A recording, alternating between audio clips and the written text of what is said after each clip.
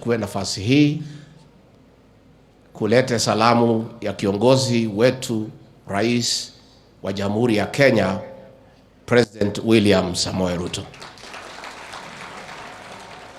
Kwa niaba ya Rais William Ruto na mimi na timu yetu yote ya Kenya Kwanza, nataka nikiwa hapa Malava na majirani wa Uasin Gishu na Nandi wakiwa hapa,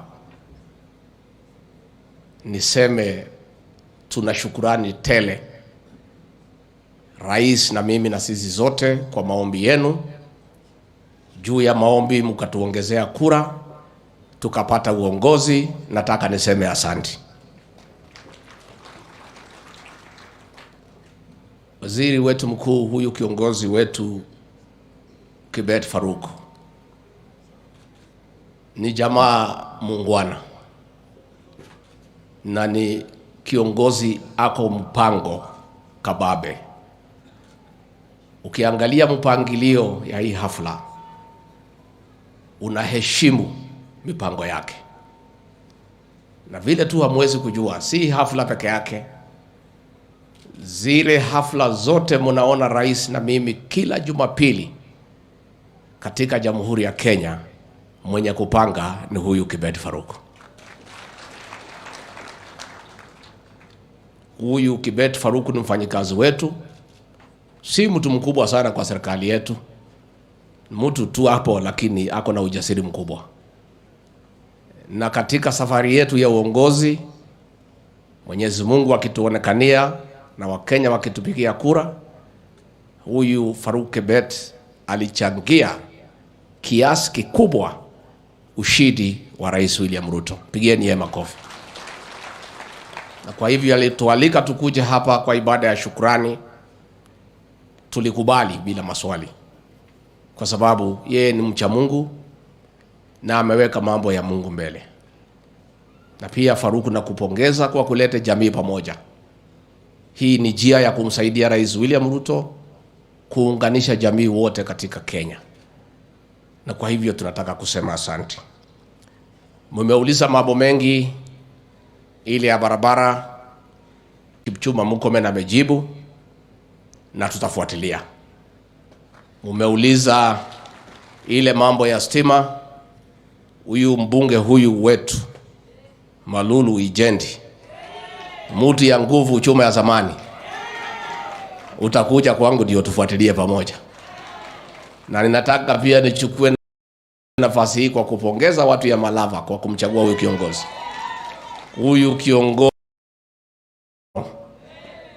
hata kama kuna pahali alikuwa amechanganyikiwa kidogo, karibu azame pale kwa ile mzee kitendawili, Mungu akamuonesha njia, na ndio waleo ameleta serikali yote hapa. Kama angepotea njia ile, angekuwa sasa na sufuria juu ya kichwa akingangana na tear gas.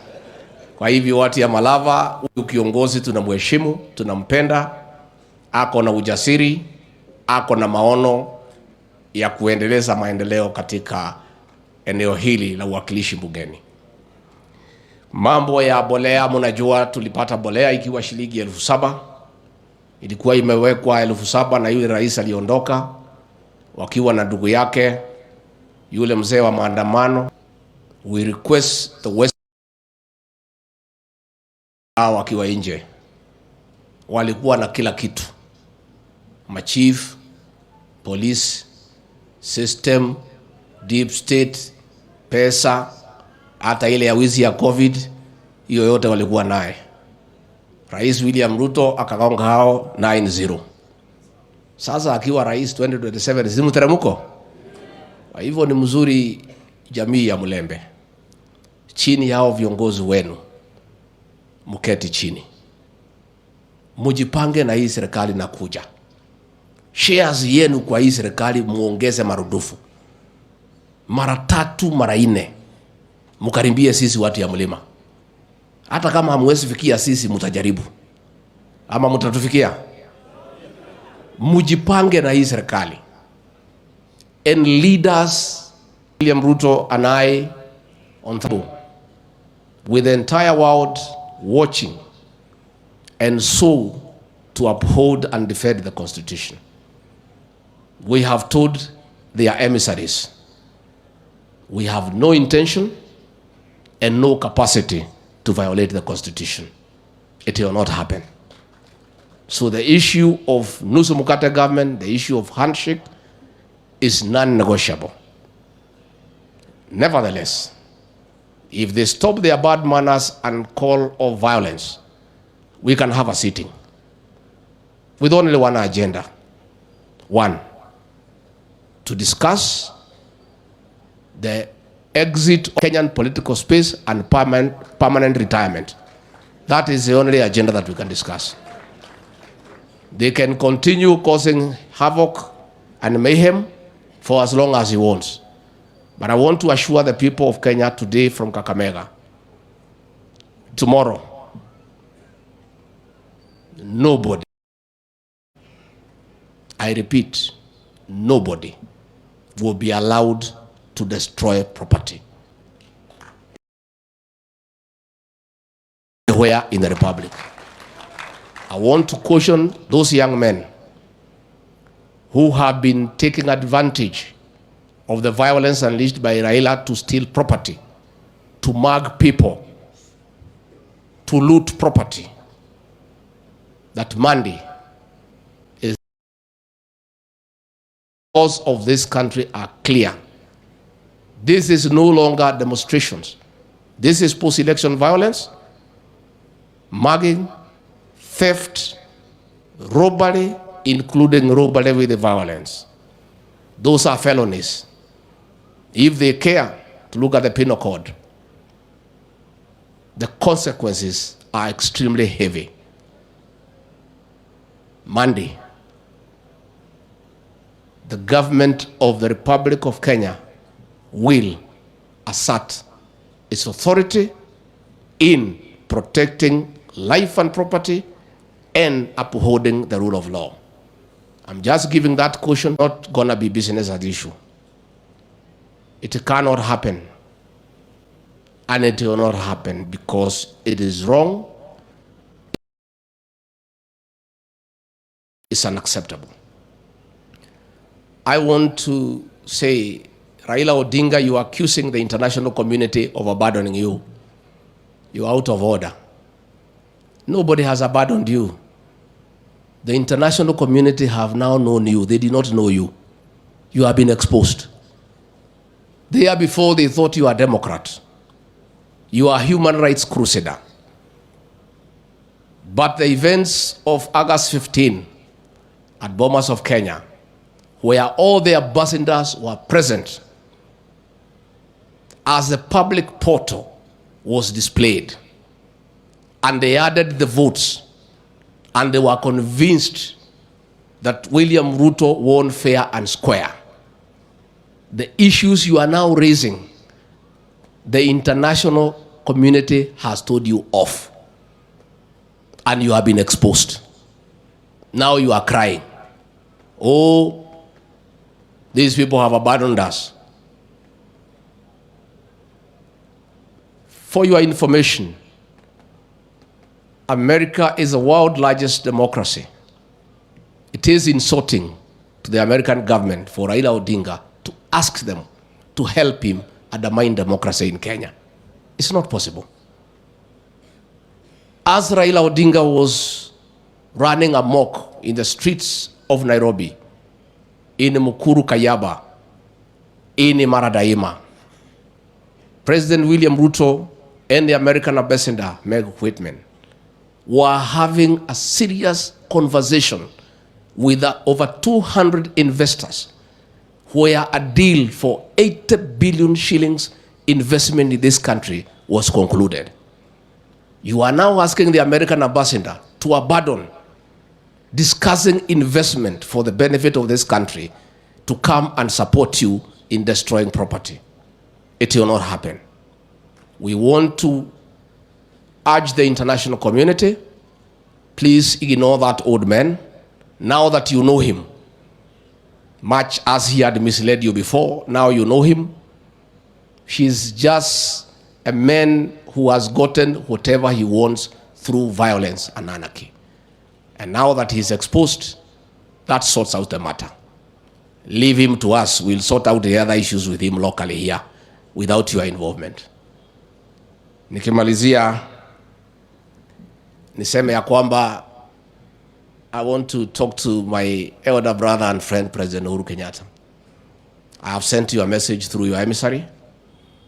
Please, if you want to talk to us because you don't want to pay taxes, if you want to talk to us so that you don't return the money that you put abroad, you don't have to cause violence through Raila Odinga.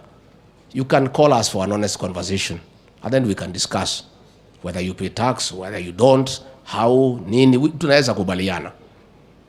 But it's also good for me to tell you, as you finance violence, violence is unpredictable. Many times, it comes to consume the financiers.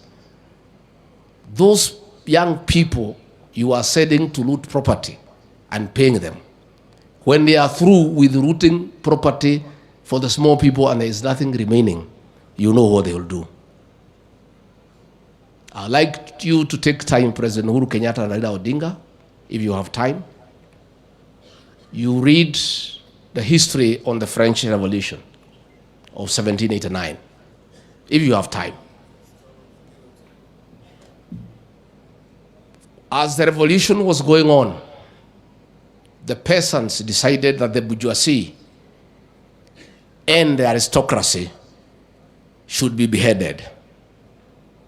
And they started beheading them. Along the way, people were getting impatient that the beheading was too slow and they were craving for blood. A man called Robespierre, to sort out that issue, created a machine called the guillotine. And with that machine, the protesters were able to behead people very quickly. And as they beheaded more and more people, they became impatient. The machine was too slow. They wanted a quicker machine. To show their displeasure about the slowness of that machine, they looked for Robespierre and guillotined him. You have heard me. Nikimalizia niseme asanti. Tumeshukuru sana. This is our country. The people of Western have come with greetings from the people of the other mountain. When the two mountains, the Mount Kenya and Mount Elgon, speak in one voice, many good things happen. I would like us to strengthen our friendship, and we'll come here many times. Many times. Finally, these media people, Prime Cabinet Secretary, don't worry about them. These are Azimio people. So you should not be bothered about them. They joined Azimio to run fake opinion polls. They wrote headline after headline that William Ruto stands no chance. They are still in denial. They are still hoping that Raila can push us to bring him into government and then they can join government too. That is why they are glorifying violence and anarchy, because they are part of Azimio. They are the same people who think and believe that our government can have cracks. They are ones behind the narrative. They are the ones who are behind the narrative that Deputy President and Musalia Mudavadi have a conflict. These same people. A false narrative, nonsense. Musalia Mudavadi and I have come a long way.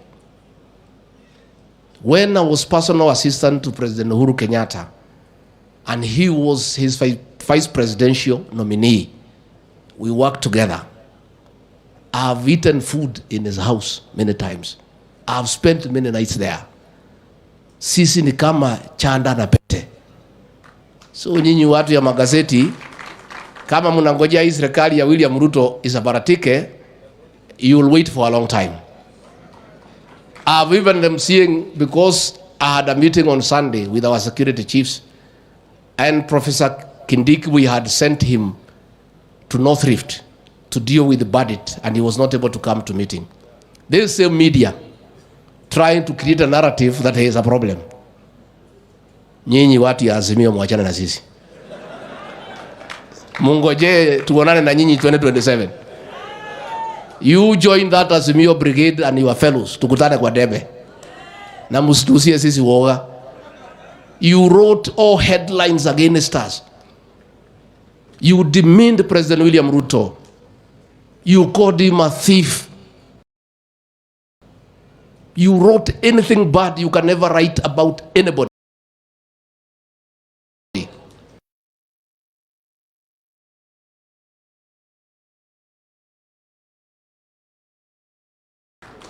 You are writing and glorifying violence and then trying to play victim. The people of Kenya will once more ignore you. Watu ya media, poleni sana. Mujaribu 2027 na hiyo mzee yenu. President amenituma akaniambia usalimie hao wangwana. Mumesalimika? Na akaniambia hata kama mnaenda maombi, sisi tunaelewa mambo ya kanisa, lazima tujenge kanisa. Kwa hivyo amenipatia bahasha ya kujenga kanisa. Kwa hivyo tumekuja. I don't know how, Faruk, you want us to collect the funds? How? Yes.